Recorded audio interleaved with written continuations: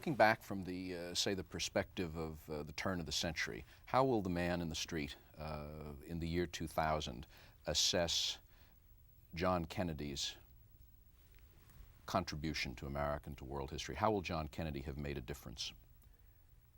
Well, I think the way really that question is often put to me, which is rather than what the man in the street's going to do, because who is the man in the street?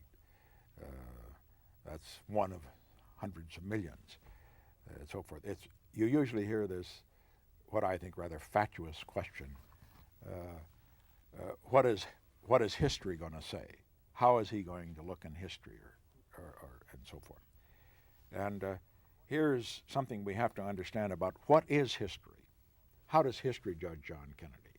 How is history going to judge Lyndon Johnson? How is it going to judge Richard Nixon? That is beside the point. You've got to find out what history is, and this impersonal history we talk about. I remember when, after I had resigned the presidency, I made the resignation speech. Henry Kissinger walked over to the residence with me. And as we were walking along, he was rather emotional, and he said, "Because of your foreign policy, I am confident that you will be rated as a great president in history." I said, "Henry, that depends on who writes the history." Winston Churchill understood that. Winston Churchill said, "History is going to treat me well because I intend to write it." And he did. When we talk about history, what we have to recognize that history is not a single impartial judge.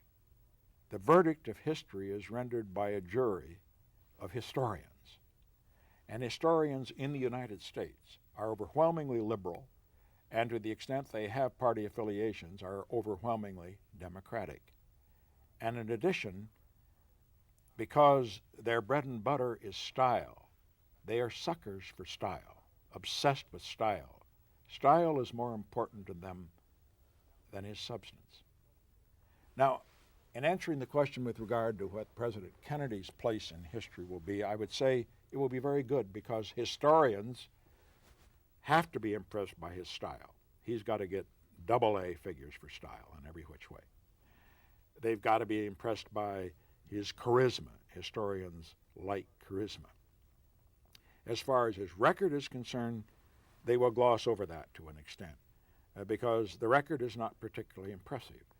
He was not able to accomplish anything particularly domestically. Johnson was the one that carried through on the Kennedy promises.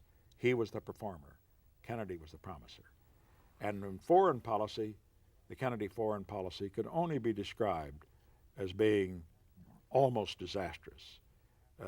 Kennedy's legacy is a Castro with a privileged sanctuary in Cuba and raising hell all over the world. As far as Vietnam was concerned, his legacy is the assassination of Diem, the musical chairs that followed, 15,000 combat troops assigned there, the beginning of a war that took years and years to end. But on balance, historians, not history, but historians in that broad context will rate him very, very high. A British historian, Paul Johnson, makes the blunt statement that Kennedy was a weak president. I don't agree with that. I think, had he lived, that Kennedy would have become more Irish and less Harvard as he went along, and would have done a more effective job with regard to both Castro and Vietnam and other things than he'd done earlier. But not having lived, he will have to take, of course, in historically speaking, some of the criticism which has been leveled at him for his failures, particularly in Cuba and in Vietnam. From the same perspective, or the perspective of history, not from the man in the street, how will Lyndon Johnson fare at the turn of the century? Well, historians are turned off by Lyndon Johnson's style. Turned off partly because he's got a Southern accent. Incidentally, I think Jimmy Carter has suffered from that too. It's not fair. Historians generally don't, if they come from the South, they develop Harvard accents if they possibly can. The elitist, that sort of approach to things in terms, and it's the fashionable way to talk and to act and to write and so forth is not Southern. Let's face it, not fair, but that's the way it works. So they don't like Johnson's style, so that hurts him. They don't like him in comparison to Kennedy. That hurts him. In terms of what he accomplished, they don't like him because of the war in Vietnam. And then, however, you've got to balance that by what he did. And what he did on the domestic scene was something that made a difference. And I refer to the Civil Rights Act of 1964.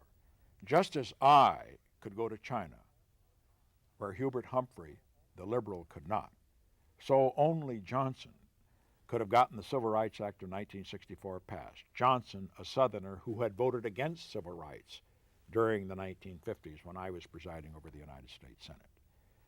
And that was his monumental achievement. He deserves great credit for that. And maybe by the turn of the century, honest historians, and there are some, I'm sure, that will be honest, will look back and say Johnson gets high marks for that, for doing what Kennedy promised but did not produce on the civil rights area. How do you think Richard Nixon is going to fare? Well, as far as historians are concerned, again having in mind that most of them are liberal, most of them are democratic in terms of party persuasion, and most of them are obsessed by style, I'm going to strike out on all three scores. I'm not a Democrat, I'm not liberal, and my style does not appeal to them.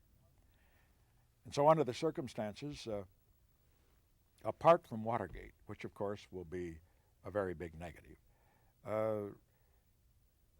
the administration that I headed will not get the credit perhaps that it deserves for some great events that did make a difference. Henry Kissinger, at the time we went to China, and the time we ended the war in Vietnam, he'd come into the office and emote about his friends from Harvard. He said, they can't bear the thought that you did it. They can't bear the thought that you did it. Well, I said, what difference does it make? It'll look all right historically. And that, of course, is irrelevant now. But nevertheless, when you look at the events, the actual accomplishments, they are not insignificant. The opening to China, that made a difference. It changed the world. The new relationship with the Soviet Union, the first arms control agreement, whether you like it or not, it made a difference. Ending the war in Vietnam, and during the balance of my presidency, not losing anything to the communists, that made a difference. Reestablishing relations with Egypt, saving Israel in 1973.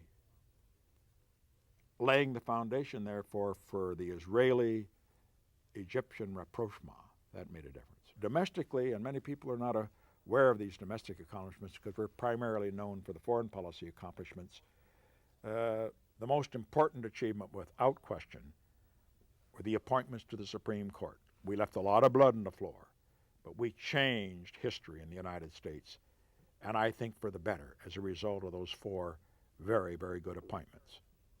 Next to that, and very next to it, very close to it, was the peaceful desegregation of Southern schools. That could not have been accomplished by anybody other than, I believe, a conservative who had credentials in the South and yet who also was strong for civil rights. Beyond that, I think as time goes on, our cancer initiative may historically make a difference. It has made some already. What we did, for example, in environment and hunger, I don't think can be classified like that because that would have happened anyway.